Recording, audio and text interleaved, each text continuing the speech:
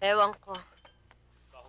Ewan ko talaga kung anong pumasok dyan sa kukote ni Rod at nagdagdag pa ng palamunin. Hoy, may hanap buhay na anak mo at wala siyang amo. At ang kanyang minamaneho, sarili na niya. Masipag ang anak mo. Kaya ikaw, tumahimik ka dyan. Ang anak mo gusto na mag-asawa. Dalit lang yang si inay kasi mababawasan yung pambilinin ng Hinebra. Gusto mong ingudgud ko yung mukha mo sa kubeta? Tama na, Nay. Ang aga-aga. Ano ba ang pinuputok ng butsin nyo? O sige, sabihin mo na. Nako. Aakitin ka ng babaeng yan na humiwalay na kayo sa amin. Na magsarili na kayo. Ang hirap naman sa inyo eh. Pinangungunahan nyo ako. Hindi nyo pa alam ang plano ko. Inay, hindi tayo magkakahiwa-hiwalay. O, di tuloy yung ligahan sa Hinebra. Talaga? Si inay pikon. Mabuti pa. Isoli mo na yung babaeng yan, Rodolfo, hanggat maaga. Nay, Total, ano ba naman yung isang gabi mo lang kinabayo? Demetria, bunga mo. Huwag kayong mag-alala. Aalis ako.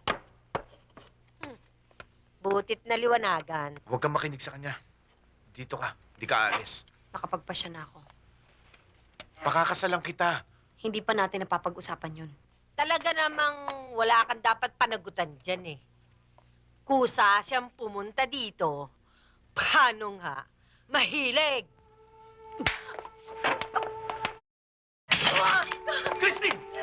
Christine! Bakit mo nagawa yan? Sandali lang, inay! Bakit ba sinakpan si inay? Bakit ganun ang sinabi niya tungkol sa akin?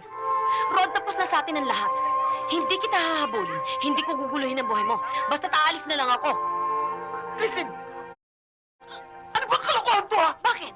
Akala mo ba maganda kung magsasama-sama tayo? Kasama natin yung pamilya mo? Yung nanay mo, lasengga?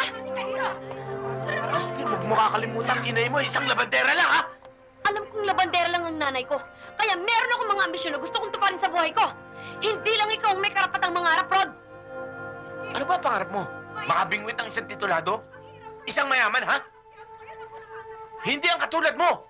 Habang panahon ka na lang dyan! Pinanganak kang isang kahit sa tuka, nabubuhay kang isang kahit sa tuka, mamamatay kang Pareho isang... lang tayo. Kaya't malinaw na kung magkakatuluyan tayong dalawa, ikaw, ako at ang magiging anak natin, ay walang aasahan na magandang kinabukasan.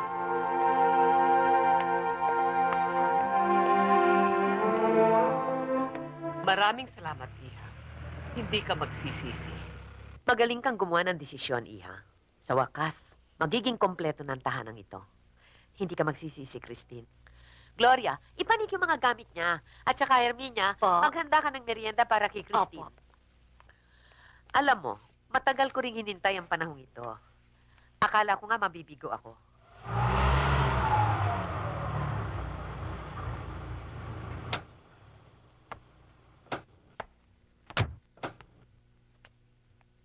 You're home. Tomas, ang mga maleta.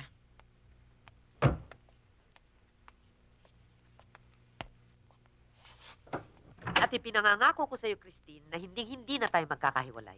Walang makakaagaw sa tunay kong apo kahit na sino. Mama, ang anak ko ho si Milet. Hello, Lola. Bernardo. Naku, andyan na si Christine. Hindi na siya aalis. Iniwan na niya ang kanyang ina. Hello, Iha. O, Tena, Iha, ipakikita ko sa iyo yung kwartong matagal ko nang inihanda para sa iyo. O, Herminia, Po? yung merienda sunod mo na ron sa Opo. kwarto, ha?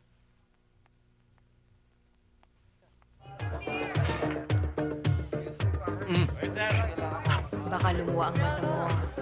Eddie. Oh, Nakita ko jeep mo dyan sa labas eh. Nandito ka lang pala. Bakit ka ba naglalasing?